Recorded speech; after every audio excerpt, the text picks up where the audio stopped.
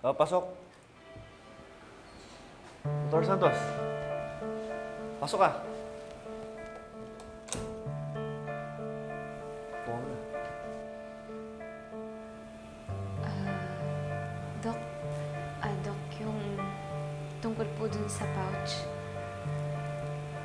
Kilala ko po kung sino yung may-ari nun. Si Dr. Javier po.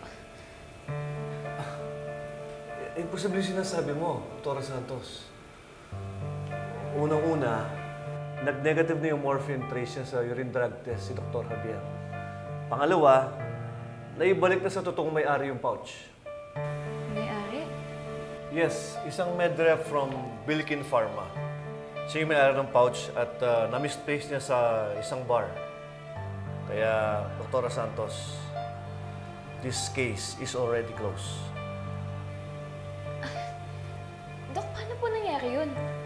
Nakita ko po si Dr. Javier. Nagturok po siya ng morphine sa sarili niya. What? Opo, Dok. Sigurado po ako na secretly kumuha po si Dr. Javier ng morphine vials dun sa narcotics cabinet. Hindi po para sa pasyente niya, kundi para po sa sarili niya. Dok, ba't kailangan niya magnakaw ng morphine vials kung wala siyang tinatago?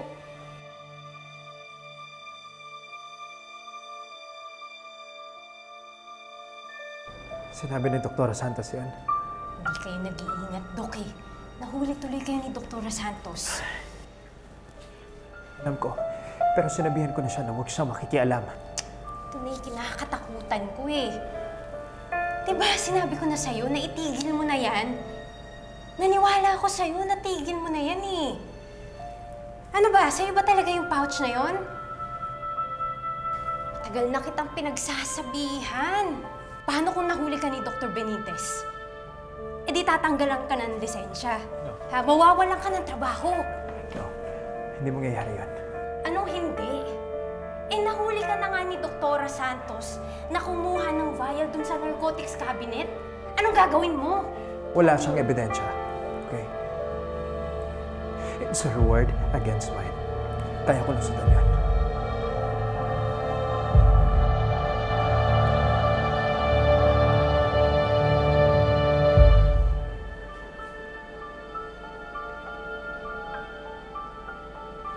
Patinig. Hingi ako sa'yo ng pabor.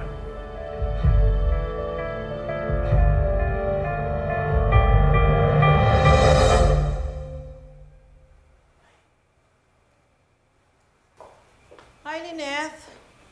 Are you ready? Oh, Ay, Ma'am. parang something's bothering you. You know what? If you're not in the mood, we can reschedule this meeting with the pharma. Hindi ho, Ma'am Giselle. Ituloy na po natin yung meeting. Okay lang po ako. Ano bang iniisip mo? Ma'am Giselle, iniisip ko lang po kasi yung sinabi niyo sa akin na nawiwirdohan kayo kay Doc Lindon. Yeah? Ngayon po kasi parang napapansin ko na. Kagabi kasi, muntik na kaming masagasaan ni Chang Susan. Tapos, habang kinakausap niya si Chang, parang iba yung kinikilos niya, iba kung paano siya magsalita. Kaya, nasabi ko kay Carlos na baka nga si Doc Lindon yung may-ari nung pouch na may lamang morphine. Muntik masagasaan? Wait a minute. Sinabi ko ngang weird siya and there's something strange about him. Pero hindi ko naman sinabing addict siya. And I don't think he is. In fact, parang sa buong buhay ko, wala pa akong nakilalang addict na magaling din na doktor. Ma'am Giselle, hinala ko lang naman yun. Kasi nga, iba talaga yung napapansin ko. May mga napapansin ako sa kanya. Pero yun nga, sabi sa akin ni Annalyn, iwasan ko na lang daw si Doc Lindon. Pero ma'am, kung totoo nga po yung mga hinala ko, naaawa po ko sa kanya, baka kailangan po niya ng tulong.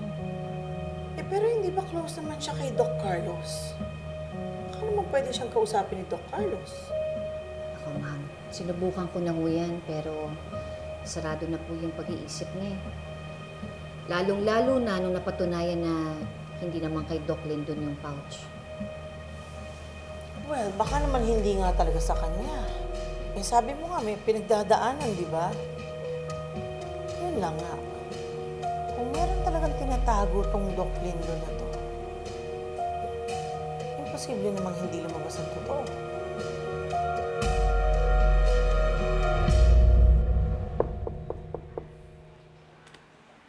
Doc, pinatawag niyo raw po ako. Dr. Javier, pasok ka.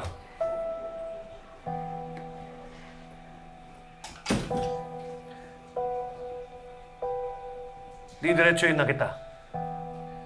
Sinabi ni Dr. Santos na may kinuha kong vial of morphine na hindi ka nagpapaalam.